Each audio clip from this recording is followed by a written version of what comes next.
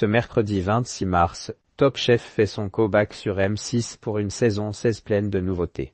Pour l'occasion, Philippe Etchebest a dressé son portrait robot du candidat idéal. La 16e saison de Top Chef, diffusée à partir du 26 mars 2025 sur M6, s'annonce comme l'une des plus ambitieuses de l'histoire du concours culinaire. Cette nouvelle édition innove à plusieurs niveaux, tout en restant fidèle à l'esprit de la compétition, à savoir révéler les grands talents de la gastronomie de demain.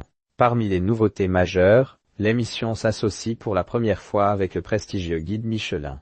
Le gagnant se verra offrir la possibilité d'ouvrir un restaurant éphémère dès le lendemain de la finale, avec à la clé, une chance unique, décrocher une étoile Michelin. Une première historique dans Top Chef. Du renouveau pour cette saison 16 points d'exclamation côté épreuve, la production repousse une fois encore les limites de la créativité.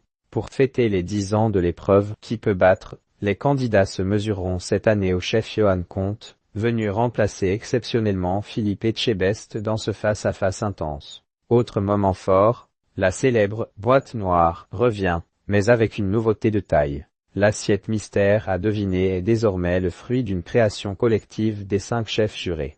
La « guerre des restos » promet également un beau spectacle, puisque les candidats devront rivaliser avec 3 anciens emblématiques devenus des chefs reconnus, Norbert Tareyre, Mallory Gabzi et Mathia Marc. Une confrontation qui s'annonce déjà mémorable. Enfin, plusieurs nouvelles épreuves font leur apparition, un hommage au regretté Michel Guérard à travers un défi autour de la cuisine minceur, une immersion de 24 heures dans les coulisses du Palace Georges V, où les candidats seront testés sur toutes les facettes de la restauration de luxe, mais aussi un exercice créatif à la maison Baccarat.